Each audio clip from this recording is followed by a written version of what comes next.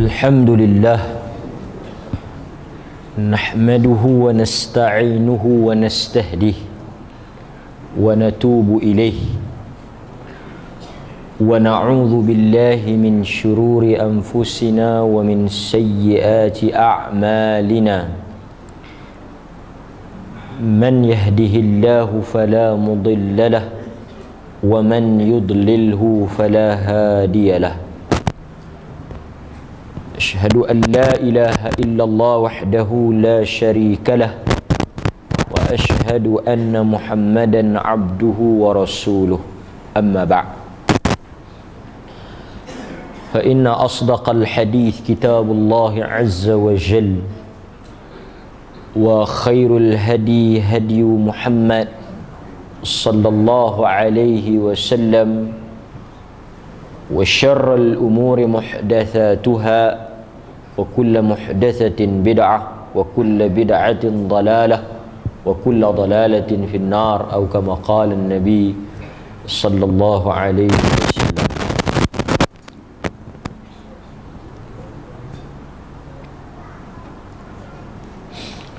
Tuan-tuan, malam ini kita akan sambung soal jawab. Semalam kita sentuh sedikit berkaitan dengan salat. Jadi malam ini kita nak mengambil rukun Islam yang berikutnya selepas daripada salat, iaitu berkaitan dengan sedekah ataupun zakat. Dalam Al-Quran Allah juga menyebut perkataan zakat dengan nama ataupun istilah sedekah. Zakat ni maksudnya ataupun sama perkataannya sedekah. Sedekah ni kalau kita tengok, dia ada sedekah yang wajib dan dia ada sedekah yang tatawwu', sedekah yang sunat. Sedekah yang wajib tidak lain tidak bukan merujuk kepada zakat. Khudh min amwalihim sadaqatan tutahhiruhum wa tudzakkihim biha. Ambillah sebahagian daripada harta mereka, ambillah sebahagian daripada harta mereka sadaqatan, sebagai sedekah. Tujuan dia apa?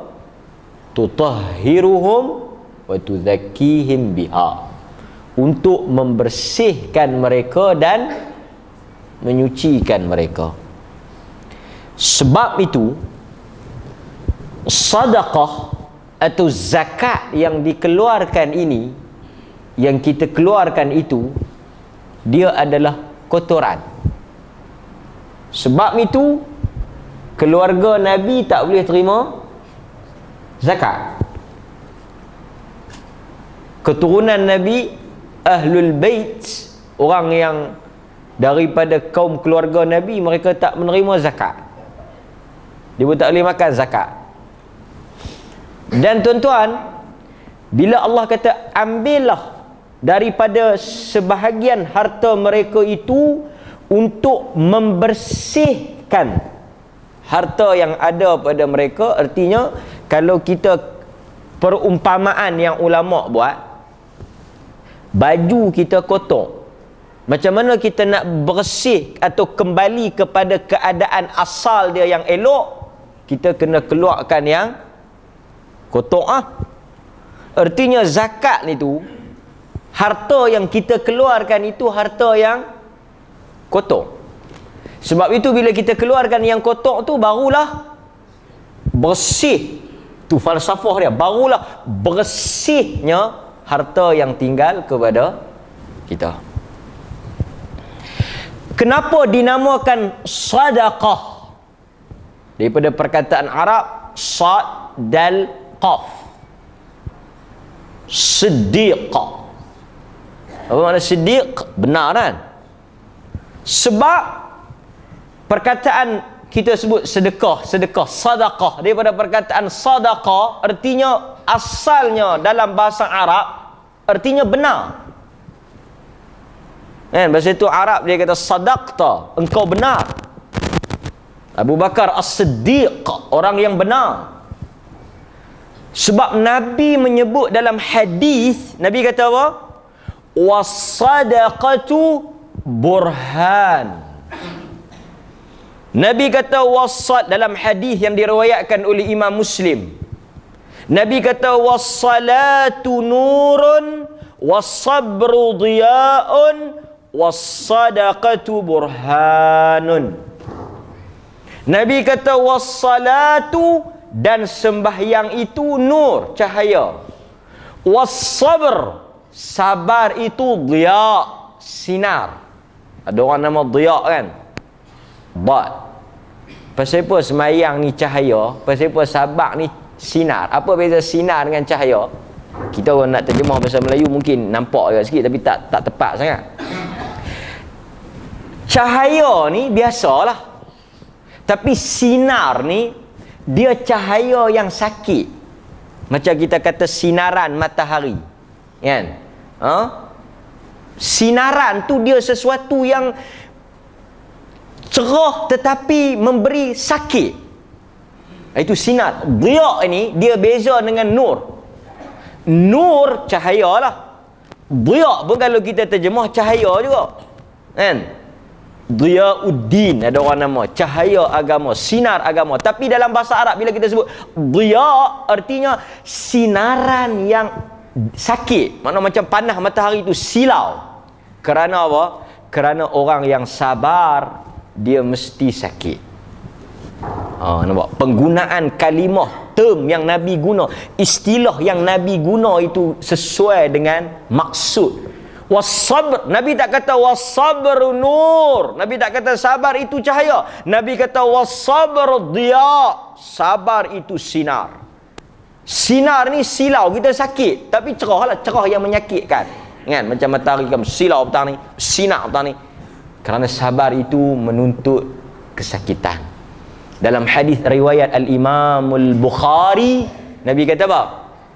Sesiapa may yuridillah, sesiapa yang Allah nakkan kebaikan untuk dia, Allah akan timpakan musibah ke atas dia. Hadis Bukhari. Sesiapa yang Allah kasih dan Allah nak kebaikan khair ke atas dia, dengan Allah menimpakan musibah. Pasal itu sedekah ni dia sebut apa? Nabi kata sembahyang itu cahaya, sabar itu sinar, sedekah itu burhan. Ada orang nama burhan. Apa makna burhan? Dalam Quran pun ada sebut kan? Wa in kuntum fi raibim mimma nazzalna ala abdina, kan? Allah Subhanahu wa taala cabar kita datangkan apa? Burhan.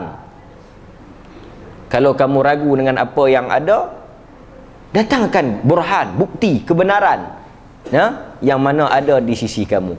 Burhan artinya bukti. Jadi Nabi kata was-sadaqah, dan sedekah itu bukti kepada iman. Jadi sebab itu kita nak sebut malam ini fatwa-fatwa, soalan-soalan berkaitan dengan sedekah dan zakat. Dan zakat ni salah satu daripada benda yang besar lah, kerana dia termasuk daripada ruknun min arkanil Islam, rukun daripada rukun-rukun Islam. Jadi maknanya seseorang itu boleh jatuh kafir, boleh jatuh kafir, boleh terkeluar daripada Islam ke zakat nah. Dan di antara hadis yang mengancam orang yang enggan mengeluarkan zakat ni, hadis yang diriwayatkan oleh Al-Imam An-Nasa'i. Dalam Sunan An-Nasa'i ada satu hadis, Nabi kata apa?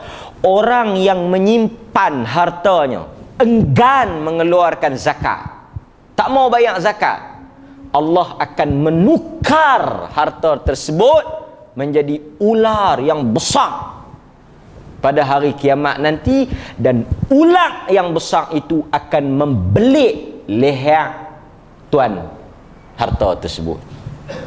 Disebut dalam hadis riwayat An-Nasa'i. Dan memang tuan-tuan, kita mungkin boleh cakap bab zakat ni mudah, tapi time untuk kita nak keluarkan tu Pasal itu tuan-tuan, kebanyakan daripada berita yang sampai kepada kita, yang kita dengar, ramai juga orang yang tanam harum manis ingkar kepada fatwa perlis. Ingkar, tak mau bayar. Dan mereka beralasan bahawa tidak disebut di dalam Quran, tak disebut di dalam hadis. Betul, memang tak disebut dalam Quran dan tak disebut dalam hadis. Dari sudut Quran, hadis memang tak disebut secara jelas tentang wajibnya zakat tanaman harum manis. Cuma dalam hadis sebut ada satu dua ya. Tanaman makanan asasi, qutul balad dia panggil, makanan ruji sesuatu tempat. Memang disebutlah hadis, beras, gandum. Hatta kan kelapa sawit pun tak ada dalam hadis. Getah. Kalau nak ikut berdasarkan hadis, memang orang yang tanam kelapa sawit macam TH Plantation tu, yang untung bilion tu, kan, tanam kelapa sawit, buat minyak kelapa sawit, kan, buat produk, kan, ya, tak wajib zakat. Tapi hak tanam padi, hak boleh lah 3-400, kan, hak tu kena zakat. Hak bilion tu tak payah bayar. Pasal apa? Pasal tak ada dalam hadis, kan. Perlih fatwa kata kena bayar. Pasal apa? Pasal dia menghasilkan keuntungan yang besar, kan. Ini fatwa yang dipegang dalam mazhab Al-Imam Abu Hanifah. Tapi tak mau bawa keluar. Bagiannya tak mau bawa keluar, tak bayar, tak ambil tahu pun, tak ambil kisah pun, kan. Ini iman lah, kan. Iman. Tak apalah. Mudah-mudahan duit itu akan bertukar menjadi ulang dan membelik leher mereka. Bukan saya sebut, dalam hadis diriwayatkan oleh Al-Imam An-Nasa'i, Nabi kata, ini janji Nabi, kan, ini janji Nabi SAW. Okey, mudah-mudahan tuan-tuan semua yang mempunyai harta sikit-sikit ni berhati-hatilah dalam isu harta. Okey, soalan yang pertama, al-ishtirak fil ajr, tu fil ujur, iaitu bab soalan yang pertama ni berkaitan dengan berkongsi pahala. Berkaitan dengan bab berkongsi pahala, kan. Ditanya kepada Syekh Muhammad Ibn Salih Al-Uthaymin rahimahullahu ta'ala berkaitan dengan bolehkah seseorang lelaki bersedekah dengan harta tetapi berkongsi pahala dengan orang lain dalam masa yang sama. Soalan dia, satu orang bawa keluar duit, satu orang bawa keluar harta, dia bagi sedekah, tetapi dia nak kongsi pahala itu, al-ajr, al-ujur tu, balasan ganjaran yang dia dapat itu dengan orang lain. Mungkin dengan mak dia, dengan bapa dia, dengan anak-anak dia, kan? Boleh tak? Dapat tak? Boleh share tak pahala? Maka mari kita tengok. Maka jawab Syekh Muhammad Ibn Salih Al-Uthaymin rahimahullahu ta'ala, dia kata apa? Dia kata yajuz. Dia kata boleh. Maknanya dia kata bolehnya seseorang itu mengeluarkan hartanya, kemudian dia niatkan untuk bapaknya, li abihi wa ummihi wa man syaa' minal muslimin li anna al ajr kathir. Kan? Dia kata apa? Dia kata sesungguhnya boleh seseorang lelaki itu dia bersedekah, kemudian dia niatkan, yanwi, dia niatkan nak bagi sikit pahala tu kat bapak dia ke, kat mak dia ke, ataupun kepada sesiapa yang dia nak daripada kalangan orang Islam. Boleh tuan-tuan. So ini guideline yang besar, panduan yang besar untuk kita. Kan? Misalnya tuan-tuan bayar zakat bagi pihak tuan-tuan. Tuan-tuan niatkanlah sebahagian daripada pahala ni untuk mak saya, sebahagian lagi untuk arwah bapa saya. Dapat seorang sikit. ataupun sebahagian lagi untuk guru-guru saya, sebahagian lagi untuk anak-anak saya, pahala yang dapat daripada zakat yang saya buat ni. Kan? Maknanya berkongsi pahala, sedekah pahala, bagi pahala dekat orang, share pahala dalam suatu amalan, boleh. Tidak ada masalah. Kan? Antaranya juga kita boleh buat contoh. Seperti kita mungkin dalam keluarga kita nak ambil satu tumpuk, kita tak mampu. Nak buat keluar 700, 800, kan? Tak mampu. Sekok tak mampu. Kita mungkin boleh share. Boleh collect 4-5 orang dalam keluarga kita, ambil kawan ni 100, kawan ni 100. Tetapi dia daftarnya satu nama lah. Pasal satu bahagian tu untuk satu orang. Kan? Okey, pilihlah. Kan, macam isu bank bagi lembu dekat kampung. Nak buat atas nama siapa? Nama siapa? Kita pilihlah mana-mana 7 orang yang terpilih. JKK dan anggota jawatan kuasa dah selalunya duk boleh kat pok ni lah. Kan? 7 nama. Kan? Siapa yang berasa lah kan? 7 nama. Tapi tuan-tuan jangan marah yang tak buat kan? Yang buat marah tak apalah. 7 nama, semelih atas nama mereka. Boleh lah, sebab dia tak boleh di atas korban bank. Bank tu besar, lueh. Kan? Dia kena tahdid, dia panggil. Dia kena limited. So kalau kita pakat 5-6 orang adik-beradik kita, katalah 4-5 orang adik-beradik kita, okey, lah ni buh nama hang Malung. Tapi kita buat keluar seorang sikit. Jadi korban bahagian itu atas nama Bang Long, tetapi pahalanya dikongsi bersama oleh mereka yang keluarkan duit seorang sikit. Nampak? Itu kita boleh pakai elok-elok kan? Ini yang kata apa tuan-tuan? Keluasan yang dibenarkan oleh Tuhan untuk memberi peluang kepada orang yang mungkin kurang kemampuan tetapi teringin nak dapat pahala. Apatah lagi kalau kita mampu kan? Kita buat korban 2 tumpuk, misal contoh, 3 tumpuk lah. Dia kata satu ni untuk saya, yang 2 lagi ni saya nak buat untuk mak ayah saya, pun tidak ada masalah. Walaupun dia yang keluarkan duit, dia yang buat, mak ayah dia tak terlibat pun, tetapi pahala itu boleh dikongsi. Sebab itu kita kata dalam isu nak bagi pahala, nak share pahala ni sebenarnya tak ada masalah. Tak ada masalah. Kita nak buat untuk orang hidup ke, untuk orang mati ke, sebenarnya tidak ada masalah. Bahkan dalam hadis juga cerita tentang apa? Adanya kelompok yang masuk dalam masjid, Nabi dah selesai salat jamaah. Nabi dah habis sembahyang jamaah, ada orang baru masuk. Kemudian Nabi kata apa kat sahabat-sahabat yang dah habis tu? Nabi kata, ada tak siapa-siapa daripada kalangan hampa yang nak pi sedekah pahala dekat depa? Perkataan yang digunakan oleh Nabi.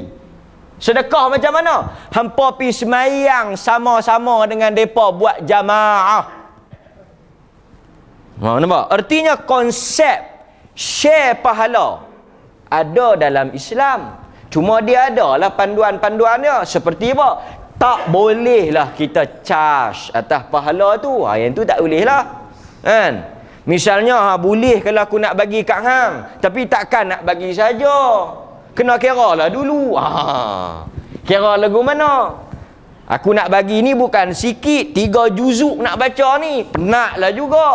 Korang-korang 2-3 jam. Banyak mana hang sanggup bayar? Kita mau kata, okeylah 200. 200 boleh. Hang transfer mai dalam Maybank tu you, aku transfer dalam akaun akhirat hang. Hak dia boleh tunjuk resit dan time sekian apa semua dia transfer. Hak kita transfer tu tak ada resit. Pakai jadilah no. Kena tak ada terkangkang. Sebab benda ni bukan urusan kita. Pahala bukan urusan manusia.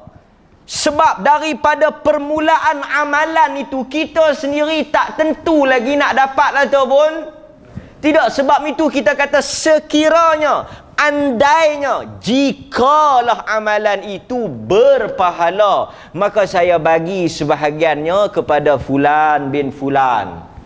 Maka tak bolehlah kita, kalau tuan-tuan mengaji dalam bab jual beli, salah satu daripada benda yang haram, tak sah jual beli itu apa? Menjual sesuatu yang bukan milik kita, dan menjual sesuatu benda yang tak ada. Dia panggil istilahnya bai' ma'dum. Benda tak ada kita nak pergi jual, tak boleh. Dia ada istilah gharar dan sebagainya lah. Pahala termasuk benda yang tak ada. So kita pergi duk berjual beli, tuan-tuan kena istilah tu kena tepat. Jual beli, dia bayar, tuan-tuan jual. Tuan-tuan jual apa? Saya bukan jual pahala, saya jual servis saya. Oh, pandai dia lah. Maka sebab itu dalam Islam kita tidak ada konsep beli jual pahala. Sekarang ni dia tuan-tuan, dia beredar ikut, tahu tak? Dia beredar ikut masa. Dulu pakai kertas, lah online. Tak gaduh pakai kertas dah. Isi nama arwah, nak berapa juzu, kemudian transfer, WhatsApp slip, depa pun nanti prap gambar, ni duk tengah baca dah, masuk duit tadi. Tapi nak baca pun tunggu hantar slip dulu. Tok guru kata okey, masuk dah. Cek line account, okey, masuk dah. Okey, baca, depa pun baca. Tengok-tengok, dia tak masuk sekat lah, tak masuk penuh. Okey, berhenti baca. Huduhnya agama bila jadi macam tu, tuan-tuan. Maka sebab tu kalau tuan-tuan tengok dalam agama Kristian, benda ni memang ada, kan? Sebahagiannya menggunakan agama untuk menjual pahala. Jadi boleh apa lagi isu yang tuan-tuan nak tanya, ataupun isu yang mungkin berkisar ataupun bermain dalam fikiran tuan-tuan berkaitan dengan niat untuk si mati, buat bagi pihak si mati, sedekah bagi pihak si mati, saya buat kemudian saya nak bagi sikit. Semua itu ada asasnya, ada dalilnya. Dalam hadis lain riwayat Imam Muslim lebih jelas, di mana seorang wanita datang bertanya dekat Nabi tentang isu mak dia yang mati tiba-tiba, mati tak dan berwasiat. Kemudian dia kata kalaulah mak dia ni hidup dan mungkin tahu sempat nak berwasiat, dia nak wasiat untuk buat kebaikan, tapi malangnya mak dia mati tiba-tiba. Isunya sekarang, soalan yang dia tanya kepada Nabi, dia nak buat bagi pihak mak dia. Padahal dia kata dalam keadaan masalahnya mak dia tak pesan. Sebab kalau pesan dia jadi wasiat. Apa hukum wasiat? Wajib. Contoh dia nak mati 2-3 hari ni, dia bagi kita, mai Mak, nah 700 ni aku nak buat satu tumpuk. Tumpuk tu atau korban tu dah jadi wajib kerana ada wasiat. Tapi kalau dia tak wasiat, dia mati, tapi kita tahu kata dia ni memang duk buat tiap-tiap tahun, cuma dia tak ada habaq tahun ni. Hak tu yang depa pergi tanya Nabi tu. Nabi kata buatlah, dapat pahala untuk dia. Tapi kita mungkin dia memang tak mau buat kot. Duk andai belah tak keluar, cuba andai belah keluar. Kan? Maka sebab itu kita dalam bab ini kena bertakwa, kan? Dalam bab ini kita bertakwa. Itu isu yang pertama. Clear tuan-tuan? Ada tuan-tuan nak tanya? Ya. Okey, adakah kita nak kena niat untuk ibu ayah kita? Soalan yang pertama. Saya jawab sikit. Pertama tuan-tuan, untuk ibu dan ayah, wallahu ta'ala a'lam, ada dalil daripada Quran yang menyebut wa alaysa lil insan illa ma sa'a. Tidak ada sesuatu apapun yang manusia akan dapat dari sudut pahala, ganjaran, balasan, melainkan apa yang dilakukan oleh diri dia sendiri. Kemudian ada hadis lain yang menyokong, seolah-olah macam nak sama maksud dengan ayat Quran tu. Apa dia?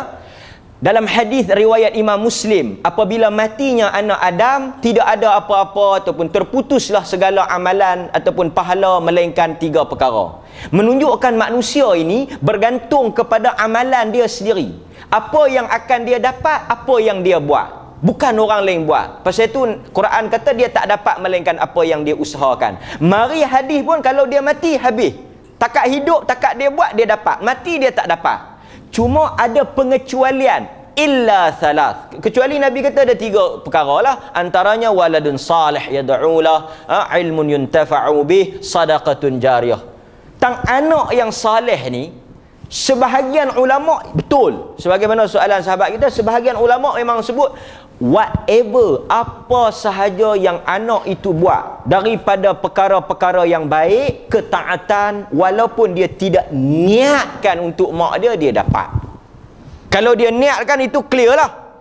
Kalau dia niat untuk mak ayah dia, clear, tak ada khilaf, tak ada orang bincang, memang sampai insya-Allah kalau ada. Tapi kalau dia tak niat, kalau dia tak niat untuk orang lain, tak dapat. Tapi untuk mak ayah, special case. Pasal apa? Kerana para ulama tafsir, anak-anak itu termasuk min kasb, daripada hasil amalan dia. Sebab itu ada hadis riwayat Abu Daud. Ada hadis riwayat Abu Daud yang menyatakan apa? Ada mak ayah yang Allah angkat kedudukan dia dalam syurga. Disebabkan oleh apa?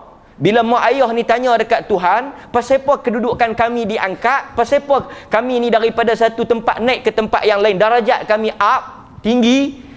Ditulis ataupun dibagi tahu kepada mereka bahawa kerana istighfar. Astaghfirullah, astaghfirullah.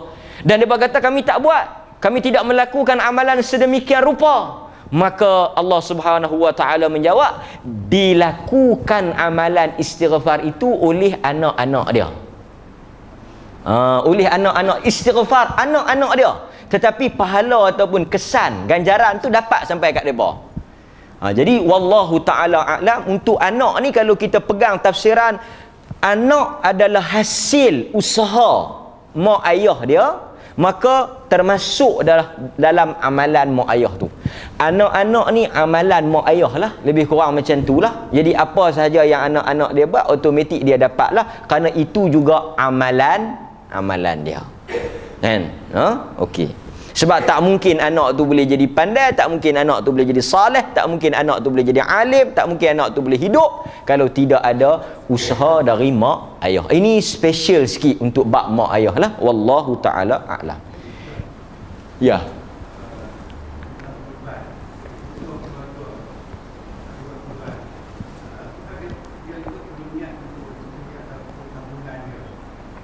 Okey.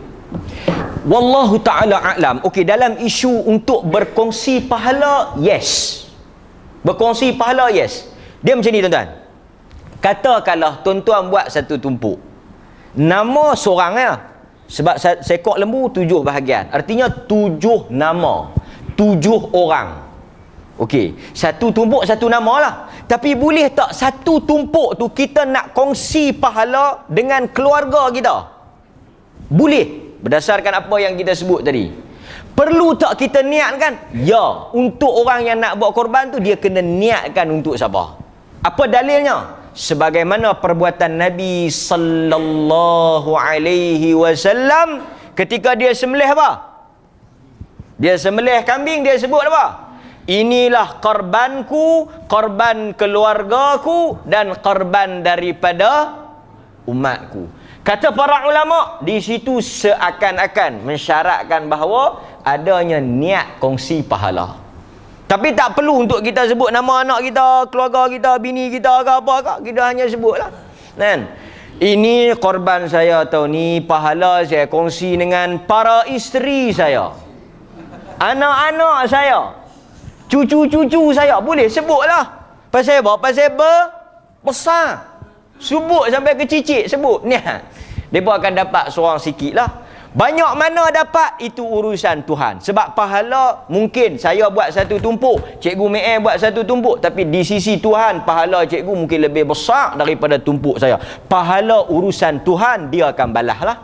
Pasal itu ada orang, kata Nabi, mungkin dia bagi sedekah sebiji kurma, tetapi pahala dia besar di sisi Tuhan daripada orang yang pahala dia, mungkin derma dia lebih besar lah. Tapi bila ni, tuan-tuan jangan salah faham, bila nak buat korban, buat yang paling tuan-tuan mampu. Kalau mampu sekok, buat sekok. Dia kata kalau sekok pun tak ikhlas, buat apa? Baik buat setumpuk. Tak betul lah. Pasal Nabi bila dia nak buat, dia buat yang paling besar dan paling kira hebat lah kan. Jadi kita niat, kena niat. Untuk jawapan cikgu tu, kita kena niatkan pahala tu untuk siapa? Untuk kita share, kita kongsi dengan siapa? Walaupun tumpuk tu atas nama kita kan. Cuma kambing macam kita baca dalam hadis, dia boleh untuk satu orang tu dan dia kongsi bersama dengan ahli keluarga dia. Dia tak ada bahagian tepat macam lembu dengan unta. Wallahu taala a'lam.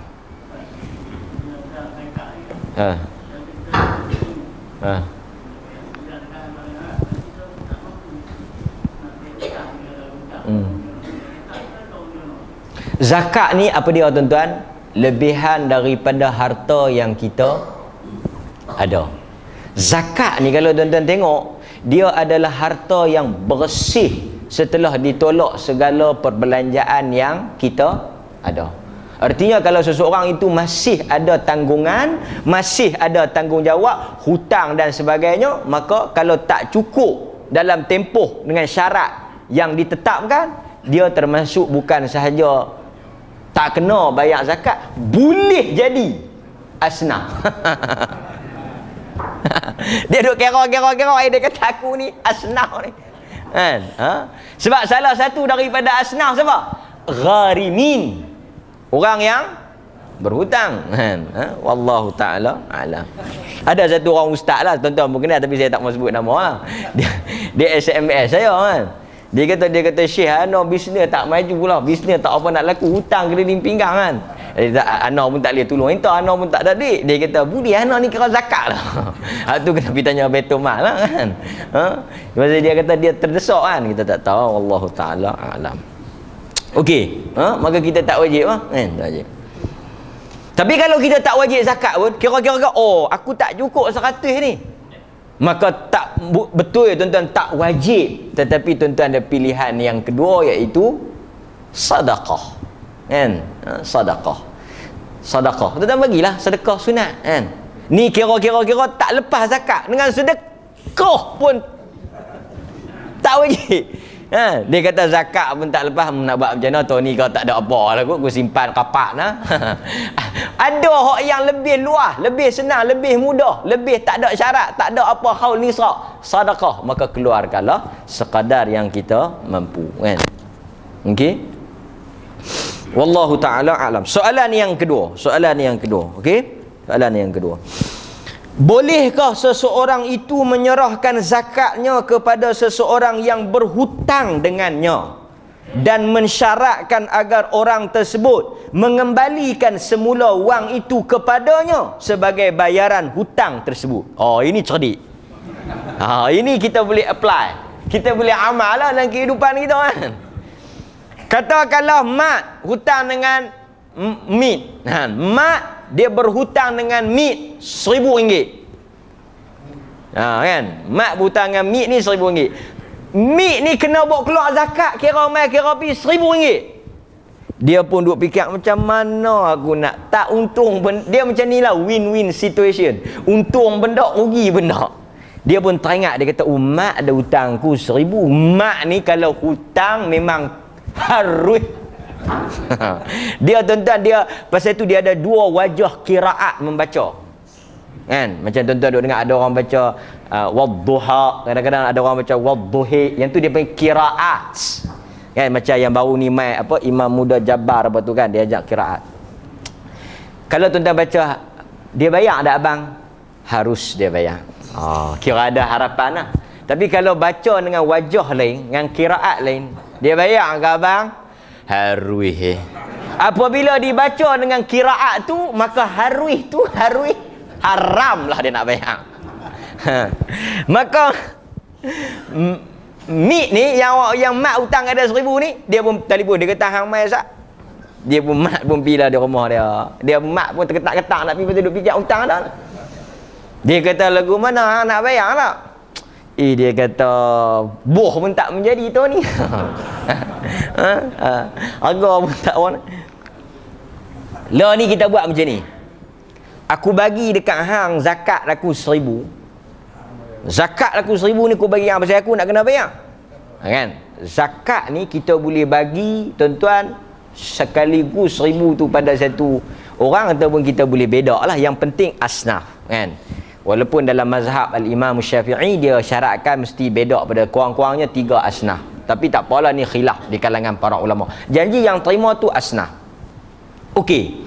Dia kata macam ni lah, sekarang aku bagi hang 1000. Tapi hang kena bagi balik mai, bayar balik mai. Dah aku pun bukan nak bagi 1000 ke hang, haruslah hang kalau aku bagi hang tak, kita sebut-sebut sudahlah. Ni aku bagi hang 1000. Hang pun buat-buat terima lah. Yang macam tuan-tuan duk pilun bank tu lah. Dia panggil bai'u inah. Bai'u inah kan. Lah tak pakai dah bai'u inah. Bai'u inah ni kecoh lah kan. Bukan ada barang jual pun kan. Bibi saya jual ni, saya beli. Barang tak ada. Tak aku baik kan. Hang pun kena kata balik. Saya bayar balik lah 1000 ni. Macam orang duk kecoh bayar pidiah sembahyang lah. Tolak mai, tolak pi berah tu juga. Boleh atau tidak? Mari kita tengok jawapan para ulama kan. Jawapan dia, seseorang boleh membayar zakat kepada individu yang berhutang dengannya. Ini jawapan yang diberi oleh fatwa lajnah para ulama Saudi ya, jawapan dia. Dan kita akan tengok huraian para ulama lain dalam bab ini. Dia kata, pertama, seseorang yang berwajib bayar zakat boleh bayar pada orang yang berhutang dengan dia. Sebab boleh jadi orang yang berhutang tu asnaf lah. Kan gharimin. Asnaf kan ada 8, salah satunya orang yang berhutang.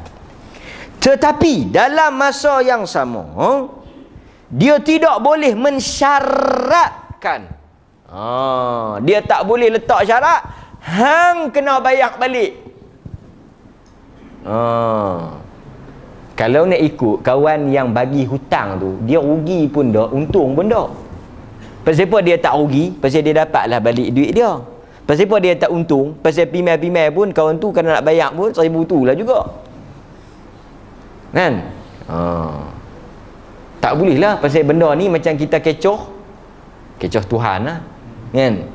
Jadi para ulama kata tak sah. Zakat tu tak sah. Kira macam dia tak keluarkan lah juga kan. Jadi kalau kita bagi pada kawan tu, tak syarat, tak apa. Kawan tu nak bayar, tapi memang kita kata harus. Kita kata, ni mak aku bagi hang 1000. Kita tak kata apa pun kat dia, suruh bayar balik ke apa. Pasal aku susah hang ni buat asnaf pun bayar 1000. Dia mungkin terbuka hati, teringat. Dia tak aku bayar dululah 50 no. Kok dia 500 boleh tahan ni. Lepas tu kita hak 950. Ini zakat. Kita tak boleh buat main-main zakat ni. Hak tu tak apa. Hak tu boleh. Tapi kalau kita syarat, pegang pun tak lepas. Ni aku bagi kat hang 1000, kita pegang setengah, dia pegang setengah. Takut dia berlari. Tak boleh. Tak boleh. Zakat ni dia tak boleh macam tu kan. Tak boleh. Okey. Kata Al-Imam An-Nawawi. Kata Al-Imam An-Nawawi rahimahullahu ta'ala dalam kitabnya Al-Majmu', ini juga merupakan pandangan dalam mazhab Syafi'i rahimahullah, Al-Imam Syafi'i. Kata Al-Imam An-Nawawi, jika seseorang menyerahkan zakat dengan syarat, dia letak syarat supaya wang tersebut dikembalikan kepadanya sebagai bayaran hutang. Duit zakat yang dia bagi tu dia syaratkan mesti bayar balik hutang dia, kan? Maka zakat ini tidak sah, kata Al-Imam Nawawi, dan kewajipan untuk dia bayar zakat tidak gugur. Inilah ijma' di kalangan para ulama. Maka tak boleh dalam hal ni. Tak boleh kita syaratkan dia bayar balik lah. Tapi kalau dia dapat, kemudian dia teringat nak bayar balik, itu hak dia lah. Okey, itu hak dia. Kan? Di samping itu tuan-tuan, sikit tambahan. Ni tuan-tuan clear? Tuan-tuan tak boleh buat syarat lah. Kan? Okey. Di samping tu tuan-tuan, orang yang bagi hutang pada orang lain, hutang tu kalau kita tengok dalam kiraan akaun lah, tuan-tuan mengaji akaun kan, tuan-tuan semua pandai ni tahu, hutang ni dianggap aset ataupun dia masih lagi macam hak kita lah, harta kita lah kan. Kan? Maknanya macam hak kita lah. Okey. Ada satu soalan yang kita kena faham elok-elok. Bila orang hutang kita, masa kita nak kira zakat kita tu, nak kira simpanan harta, nak kira harta kita ni, mestikah, kena atau tidak kita masukkan hutang tu dalam harta kita? Kan? Contoh kita kira-kira semua harta kita yang dalam negara, luar negara, dalam tanah, bawah tanah apa semua ni lebih kurang 1 juta. Lupa kata ada orang hutang kita 20,000. Kita nak kena bawa masuk jadi 1 juta 20,000 ke, ataupun kita kira atas juta tu saja. Sekali kita 2.5 atas juta tu, ataupun kita kena masukkan sekali yang orang duk hutang kita tu. Dalam hal ini, kan, tuan-tuan, banyak orang, bukan tuan-tuan, banyak hutang, banyak orang main hutang dengan tuan-tuan, kan. Dalam hal ini ulama kata, dan menariknya memang dalam akaun pun ada bab ni, iaitu dia panggil hutang yang dianggap possible boleh dapat balik dengan hutang yang harus nak dapat balik. Ulama kata mana-mana hutang yang dia panggil boleh dapat balik, hutang ragu. Hutang ragu kan, hutang yang boleh dapat balik, memang dia ni insya-Allah akan bayar lah, kan? Dan dia pun duk bayar kali sikit dan sebagainya, dan memang ada tanda-tanda bayar, dia memang orang kata memang akan dapat balik, maka kena masukkan dalam kiraan harta kita. Tetapi kalau jenis hutang lapuk, di istilah dia tu hutang lapuk, orang hutang tu memang kita takkan dapat dah, kita pun masa bagi tu dah memang niatkan sedekah, kalau dia bayar aku ambil, kalau tak bayar aku tak ambil. Tuan-tuan pun meniatkan macam tu lah, bagus. Tapi jangan habaq kat dia. Kalau habaq kat dia, terima kasih, aku pilih hak niat tu lah. Tuan-tuan niat, pasal niat ni tak perlu lapas. Kita pun pegang sekak, dia main pinjam 2,000, kita pun bagi. Kalau hang bayar aku ambil, kalau hang tak bayar aku kira sedekah. Memang dia daripada niat nak bayar terus tukar, sahaja aku niat ambil memang aku tak bayar. Celah-celah tu juga dia tukar niat. Jadi niat di kita lah, kan. Pasal apa? Pasal kalau dia mati tu, kita mati selesai. Kita tak mau nak naik orang, kan. Okey. Maka kalau hutang yang lapuk, yang kita memang kira gagal kutip balik ni, tak boleh dapat balik, maka dikeluarkan daripada harta kita, kan. Maknanya tak termasuk dalam kiraan zakat kita, kan. Itu berkaitan dengan hutang lah. Okey. Wallahu ta'ala a'lam. Seterusnya, soalan yang kedua. Kita ambil soalan yang kedua. Selama 5 tahun saya tidak membayar zakat harta yang saya simpan dengan niat membeli rumah, tanah atau melaburkannya dalam perkara yang boleh memberikan pulangan kepada saya dan keluarga saya, kan. Sekarang saya terfikir untuk membayarnya kembali, kan. Saya terfikir untuk mengeluarkan zakat tersebut kepada adik lelaki saya untuk memenuhi keperluan harian isteri dan anak-anaknya. Okey. Saya telah membuat pengiraan jumlah yang saya perlu keluarkan. Okey, dia kata, cuma saya keliru kepada siapakah yang berhak dan patut saya dahulukan. Dia tak tahu siapa yang berhak dan siapa yang patut diutamakan. Mungkin banyak orang yang berhak, tapi di kalangan yang berhak tu siapa yang paling atau lebih afdal dia bagi. Itu soalan dia, kan. Okey. Dalam hal ni kita tengok jawapan yang diberikan. Pertama, jawapan dia, yang ni juga disebut oleh para ulama, antaranya Al-Imam Ibn Qudamah dan juga yang lain-lainnya. Okey. Pertama, jawapan dia boleh memberi zakat kepada saudara mara lelaki atau wanita sekiranya dia miskin, memerlukan, berhutang dan tidak mampu membayarnya.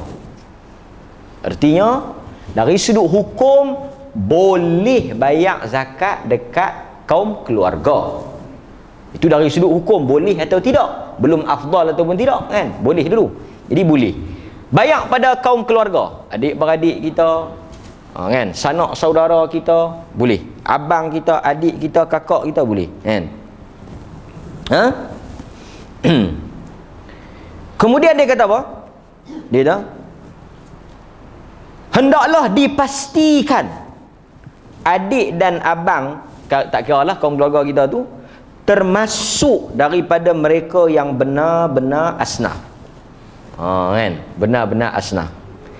Afdal, zakat diutamakan ke atas mereka berbanding orang yang tidak mempunyai pertalian saudara dengan kita. Okey, sebelum saya nak sambung jawapan hak dia zakat sampai tak bayar 5 tahun dan sebagainya tu, ada lagi 2-3 jawapan ni. Pertama tuan-tuan, bila kita bincang bab zakat ke, bab sedekah ke, tuan-tuan kena ingat elok-elok. Isu ni dia isu yang agak complicated, rumit.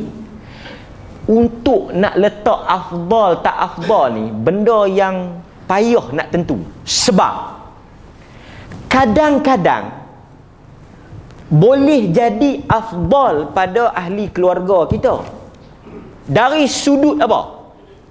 Pertama, boleh merapatkan hubungan silaturahim. Dari sudut tu afdal kita bagi pada keluarga kita. Kalaulah kata contoh A keluarga kita, B orang luar asing. Maka dalam situasi ni ada hadis sebut dahulukan orang yang ada hubungan silaturahim afdal.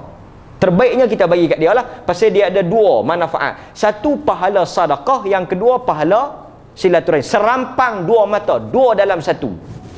Tetapi kadang-kadang sedekah ni dia tengok isu lain pula. Contoh, katakanlah abang kita ni memang asnaf, adik-beradik kita, tapi dia tak ada masalah hubungan silaturahim dengan kita, dia baik. Ni tuan-tuan tengok pula ni. Pasal tu afdal tak afdal, dia banyak benda kita nak kena halusi.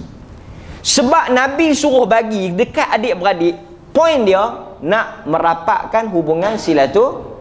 Tapi adik kita ni memang rapat dah dengan kita, dan memang dah kita duk bantu pun kalau tak zakat pun. Mana kalau hak yang situasi lain lah, hak orang luar asing ni mungkin dia musuh kita, tak berapa baik lah dengan kita, walaupun bukan ahli keluarga. Pasal silaturahim darah daging. Kalau bukan silaturahim, bukan darah daging, dia tak panggil silaturahim. Celah tu adik kita ni berhak terima zakat, mungkin mengaji ke fisabilillah, tapi dia seorang diri. Hak luar asing ni walaupun tak ada hubungan adik-beradik, dia ada anak 12 orang. Maka kalau kita bagi kat kawan ni 500 duit zakat kita, dia makan seorang je. Tapi kalau kita bagi 500 kat kawan ni, 12 campur 2, dia dengan bini dia 14 orang dah makan. Maka kalau kita timbang dari sudut tu, manfaatnya akan pi lebih pada hak luar asing. Sebab itu dalam hadis tuan-tuan akan jumpa ada ketika afdal bagi sengak. Ada kes lain pula afdal tayang dekat orang. Macam tuan-tuan nak bagi kat masjid, afdal tayang ke sengak-sengak? Afdal tayang ke sengak-sengak? Sengak-sengak lah, jangan duk tayang. Tapi masjid nak bagi sedekah dekat orang, masa tu afdal dia tayang. Pasal apa masjid ni papan kenyataan duit tak keluar masuk tak ada, tak boleh riak. Pandai kan? Pasal tu situasi tak, jawatan kuasa masjid tak boleh baca hadis apa? Tangan kanan memberi, tangan kiri tak tahu. Kan? Apalagi sedekah semua sembunyi-sembunyi. Hadis-hadis sembunyi tak terpakai untuk tabung masjid. Jawatan kuasa masjid mesti baca hadis-hadis yang suruh bagi secara terang. Pasal itu faktor nak tentu afdal atau tidak ni luas lah. Macam kita bincang semalam kan, ada orang cerah biji mata, afdal sembahyang lewat. Ada orang jenis buka pun tak lepas, tak ada maghrib pun mengantuk dah, afdal sembahyang awal. Maka sebab itu isu ni isu yang agak haluslah. Wallahu taala alam. Kita bagi laluan kepada azan. Kita sambung sikit jawapan ni dan tengok kalau ada tuan-tuan ada soalan yang saya mampu jawab, saya akan hurai insya-Allah taala.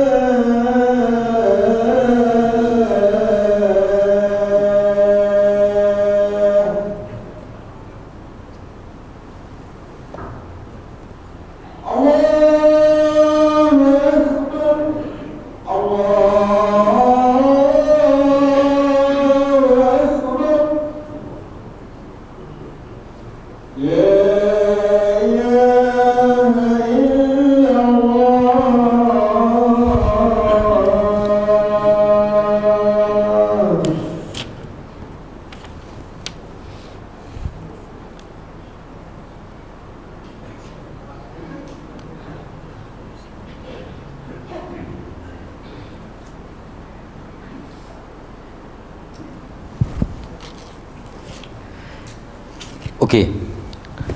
So kita nak jawab apa dia ni, tambahan sikit belum saya jawab soalan-soalan yang masuk ni. Bagus, soalan-soalan yang masuk ni memang kaitan dengan tajuk kita. Okey, sikit lagi. Pertama kita dah jawab dah, boleh bagilah, tapi tuan-tuan kena timbang tengoklah kan. Okey. Kedua, isu dia lewat bayar zakat. Okey. Pertama, kalau seseorang itu tak bayar kerana jahil, dia tak berdosa. Misalnya ada orang tak tahu kata zakat emas ni kena, atau dia tak tahu zakat ni wajib, atau dia tak tahu kira nisab, atau dia tak ambil bab, ataupun dia tak tahu lah, jahil, dia tak sengaja, tak berdosa. Tetapi itu dari sudut tak berdosa, zakat tetap dikira dari tahun dia wajib buat keluar tu. Kalau kata dia wajib buat keluar dari tahun 2012, tahun 2015 baru dia dapat kesedaran atau dia tahu 2012, 2013, 2014, 2015, kalau tahun-tahun itu dia cukup syarat, mesti dikira daripada tahun-tahun yang belum dilangsaikan. Maknanya kena backdated, kira balik daripada awal-awal tu. Bukan tak apalah saya bertobat, kita buka buku baru, kita kira hak la ni lah, hak lepas-lepas tu Tuhan pun faham lah, kira halal lah. Oh, tak. Pasal dia hutang, dia hak yang mesti dilangsaikan. Tidak, dia tak habis tu. Okey, tu yang pertama. Kedua, boleh tak dia lewatkan bayar?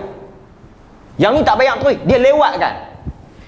Para ulama, antaranya Al-Imam Ibn Qudamah rahimahullahu ta'ala dalam kitabnya Al-Mughni, tokoh besar dalam mazhab Hanbali, dia kata apa? Boleh lewatkan dengan beberapa alasan. Satu, tak ada siapa tahun tu nak terima zakat. Seperti yang berlaku pada zaman Umar. Tuan-tuan, Umar Abdul Aziz ni, saya ingat dia perintah, dia jadi khalifah tak sampai 2-3 tahun kot. 2 tahun lebih saya ingat lebih kurang macam tu lah. Tapi tak ada orang terima zakat zaman dia.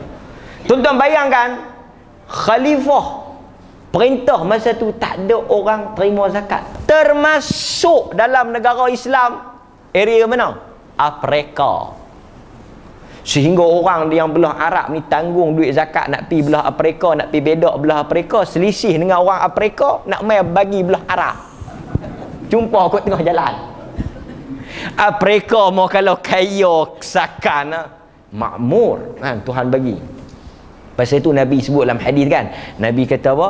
Allah Subhanahu wa taala di akhir zaman, orang bukan Islam akan khumun hampa ni macam orang khumun makanan tu, khumun nasi tu.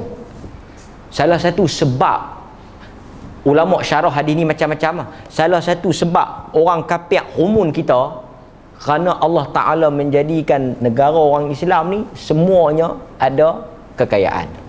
Pasal tu kalau tuan-tuan mengaji kan, tuan-tuan tengok dalam geografi, negara-negara yang ada minyak mesti negara-negara orang Islam. Termasuk kalau tuan-tuan tengok di Rusia tu negara minyak tak? Tapi minyak tu berada di kawasan Chechnya. Chechnya ni majoriti dia orang Islam. Macam tu juga di China yang ada minyak mesti kawasan orang Islam kan. Dia jadi orang khumun tu pasal ada sesuatu lah. Okey, boleh tu satu kalau tak ada orang nak terima. Kedua, kata Al-Imam Ibn Qudamah, lewatkan sebab orang yang nak terima tu tak ada, tak balik lagi. Contoh pertama, tak ada orang nak terima. Kedua, katalah contoh tuan-tuan nak bagi kat cucu tuan-tuan, dia tak balik mai lagi, tapi lo boleh pergi bain kan. Macam-macam lah. Saya bagi contoh macam tu. Sebab tuan-tuan memang niat nak bagi, katalah wajib bulan ni, cukup setahun, tuan-tuan lewatkan. Pasal apa lewat? Pasal nak bagi pada orang yang tuan-tuan anggap berhak, tuan-tuan pilih dia, boleh delay sebab itu, diharuskan, kata Al-Imam Ibn Qudamah. Demikian juga ulama tambah sikit, awalkan. Tadi lewatkan, awalkan. Kalau dia mati tak apa, kalau dia mati waris dia tunaikanlah. Tapi waris ni macam saya duduk sembang dengan orang-orang kaya kan, orang-orang kaya bagi hutang ke orang ni, bila dia pergi tuntut waris, dia kata apa? Dia kata pertama, yang hutang ni pak saya. Yang kedua, masa dia hidup pun dia memang tak ada niat nak bayar, takkan saya nak bayar, dia pun tak mau bayar. Jadi kita pun bawa balik buku 3-5 hak tulis hutang tu balik lagi tu.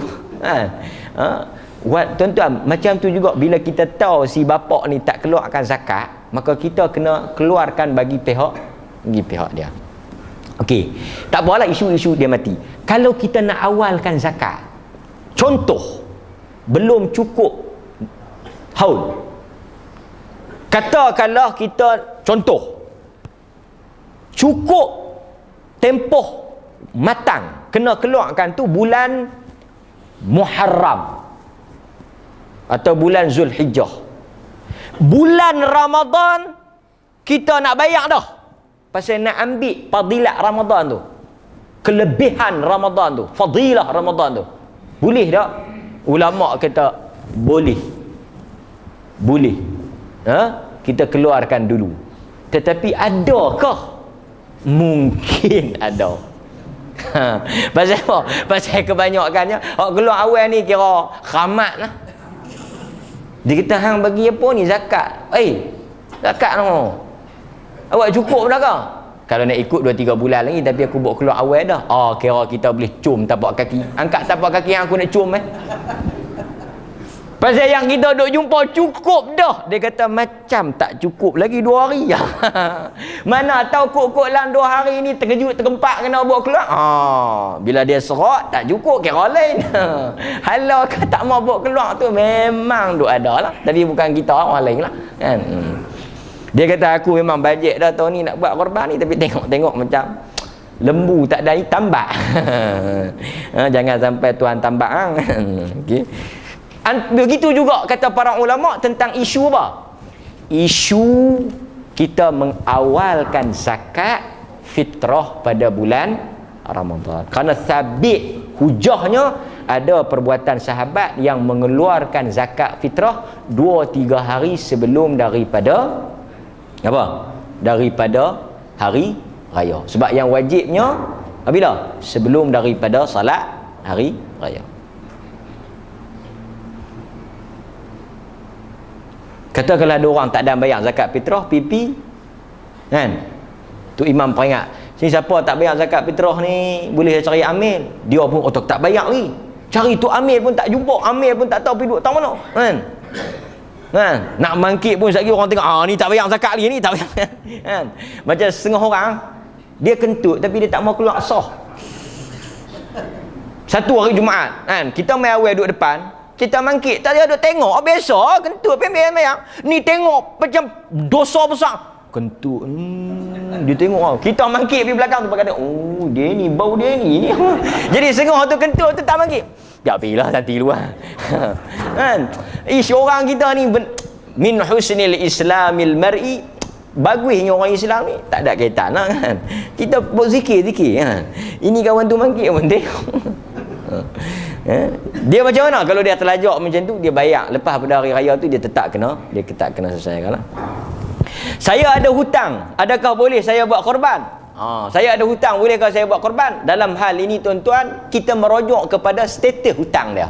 Macam juga lelaki, saya ada hutang, boleh tak saya pergi haji? Macam-macam lah soalan dia kan. Pertama tuan-tuan, korban haji macam kita bincang panjang di Sungai Berembang, kesemua perintah Tuhan diikat dengan kemampuan. Kita dah bahas kan kaedah tu di Masjid Sungai Berembang ahad lepas. Artinya tak mampu tak wajib. Tetapi dalam kes macam ni kita tak bolehlah kata tak mampu terus secara pukul rata. Tengok pula hang hutang apa? Hutang loan kereta. Lama mana hang buat? 20 tahun. Tu dia. Bila hang nak boleh buat korban ni? Kalau ikutnya la ni baru tahun kedua, duk ada 18 tahun lagi. La umur 40, makna kalau 18 58 tu baru habis hutang, kira hak tu kot tu saya baik wajib. Kalau nak kira lagu tu pakai tak ada siapa wajib mah, tak ada siapa buat hutang kereta. Habis bayar 58 hutang kereta, ada pula hutang beli peti ais lain tukar pula. Maka kita tengok kalaulah contoh hutang ni, satu hutang berjadual, artinya pemberi hutang tu bagi tempoh pada kita, artinya ada hak, ada tempoh, ada masa. Maka bolehlah kalau kita tak bayar pun, tapi kita gunakan untuk buat korban. Okey, tak ada masalah. Pasal dia bagi masa, dia bagi tempoh. Yang tak bolehnya, yang tak mampunya, kita ada 680. Lepas dah setumpuk. Kan? Tapi duit tu juga kita nak bayar hutang kawan kita. Kan? Ketika tu kita telefon, dia kata duit aku ada lah nak ada 80 ni, tapi aku nak buat korban. Hang nak ambil tak? Dia kata kalau aku tak ambil tahun ni, aku terkorban terus lah. Dia kata lah ni korban tak korban khilaf ulama. Korban ni khilaf mazhab Syafi'i sunat muakkad, tapi hutang ni aku ingat tak ada khilaf kot di kalangan 4 mazhab. Semua mazhab kata wajib kot. Maka hang dahulukan yang wajib lah. Kemah tunduk kawan tu. Akal kawan tu pun kalau boleh, sebab kita tak boleh pakai juga. Kadang-kadang dia kata nak buat korban, kita pun kata tak apalah nak buat korban, tak buat pun. Dia kata hang buat tak? Aku pipi tu imam kata cukup dah nama. Akal jenuh. Betul hang buat apa? Aku boleh jual raya. Bayarlah hutang. Maka hak nikih ni kalau dia minta maka kita kata dah kaedahnya wajib bertembung dengan sunat, maka dahulukan wajib. Kita termasuk dalam kategori tak mampu, tak wajiblah kita buat korban. Wallahu ta'ala a'lam. Tu je tuan-tuan, dia punya kaedah dia. Wasiat seorang bapa supaya waris-warisnya menangguhkan urusan harta pusakanya setelah kematiannya selagi tak cukup tempoh-tempoh tertentu. Wajib atau tidak waris patuh arahan tersebut. Sedangkan mempercepatkan urusan pusaka adalah dituntut. Orang kita cakap bahasa lembut sikit lah. Orang ni takat dia boleh mauek saja. Dan dia duk kerah macam tu, kita tak payah duk ambil bab lah. Kan? Tuan-tuan, pertama, Tuhan suruh kita segerakan urusan pembahagian harta pusaka. Dia wasiat suruh kita lewatkan, maka tidak ada ketaatan pada benda yang bercanggah dengan arahan Tuhan. La ta'atil makhluq fi ma'siyatil khaliq. Tak payah taat, tak ada ketaatan. Jangan duk ikut benda yang bercanggah dengan apa yang Tuhan suruh. Pasal itu dalam hukum, semua syarat, pesan, apa sahajalah, syarat ke, wasiat ke, pesan ke, janji ke, cakap ke, apa ke, yang bercanggah dengan kitab dan sunnah, maka syarat dan wasiat itu terbatal. Contoh, hang boleh menikah dengan anak aku, tapi hang tak boleh marah. Syarat tu mana kita boleh marah? Dia kata tak boleh marah, maka kita pun kata, ya saya tak marah. Jentik pun tak. Kalau nak kata nyamuk ketik saya tiup, nak tampak pun tak. Hang boleh menikah. Balik meduk kita boh lagi ya. Hang janji dah. Janji-janji ni semua tak terpakai. Kok lah tuan-tuan, sebut pi lah pasal benda ni kadang-kadang jadi. Orang pi jumpa Cikgu Mat, ni saya nak bernikah dengan janda saya, tapi saya buh talak 3. Cikgu Mat boleh tolong tak? Cikgu Mat kata, aku ni tak mau dah omok-omok lagu ni. Tapi boleh kerana hang nak minta tolong, ku tolong pi lah. Tapi Cikgu Mat jangan duk sentuh-sentuh apa lah. Nikah saja, jangan duk buat apa-apa. Aku nak buat apa lah, tak larat dah. Aku tak mau dah.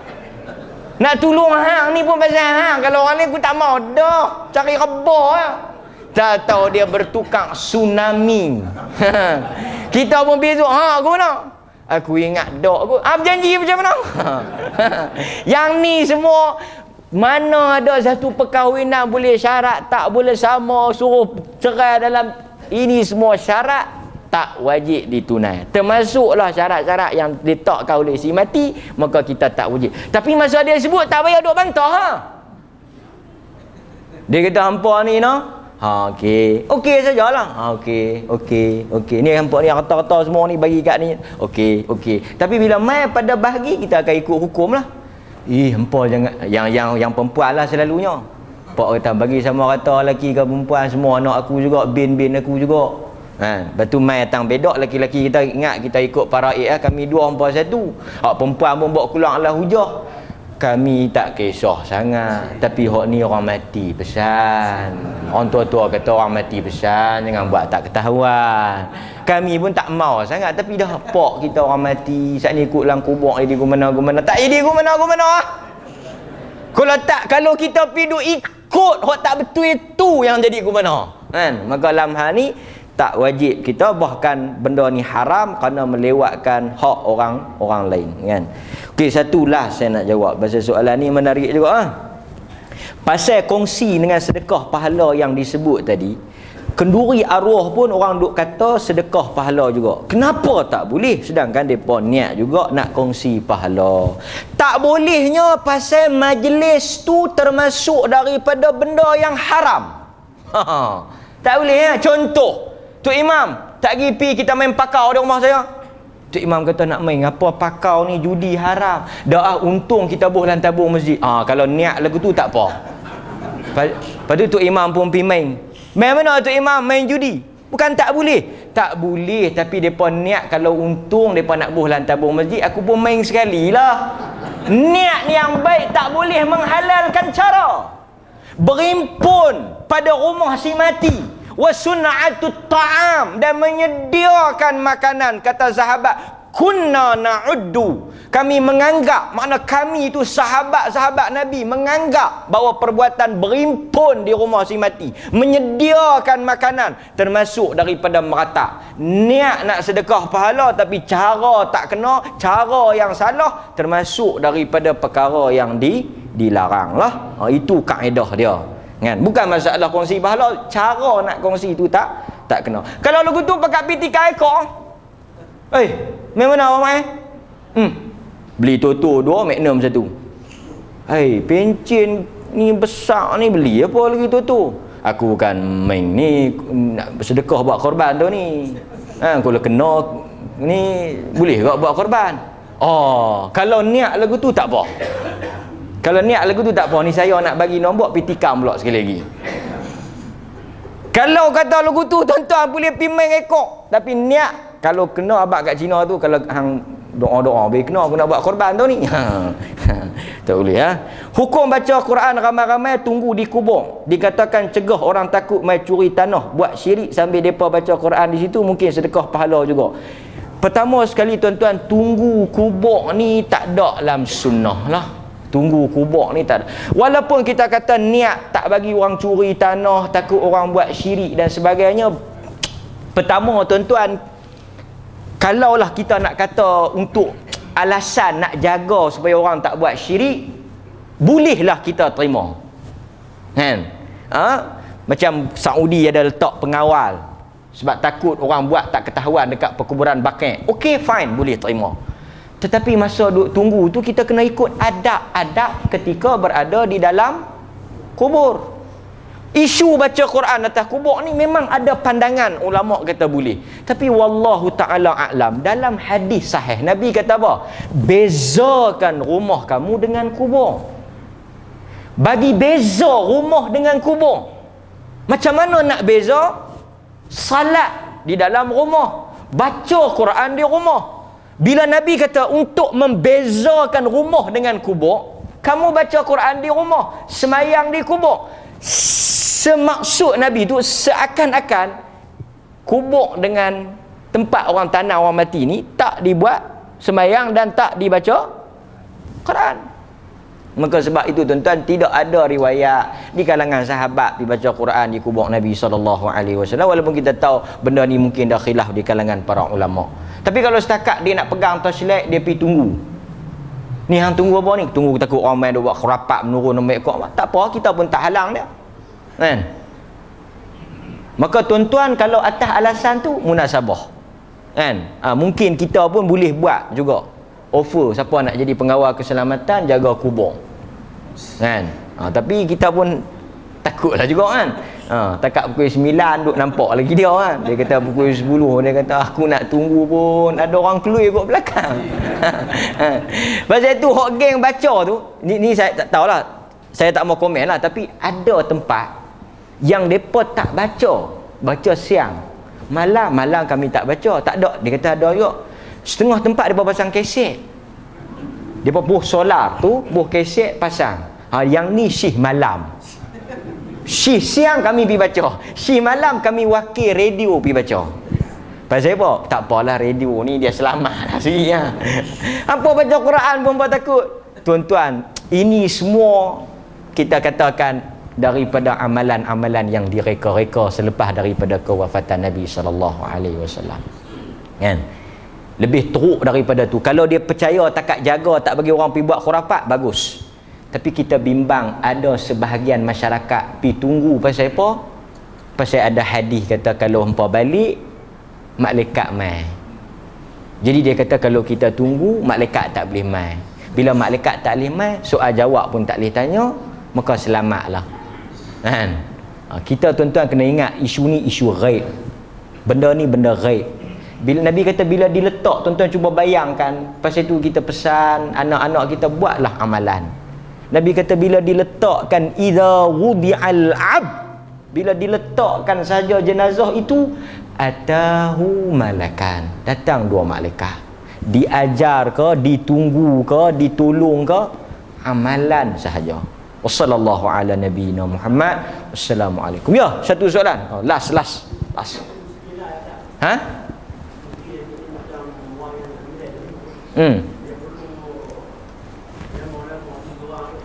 Dia perlu sebut tak?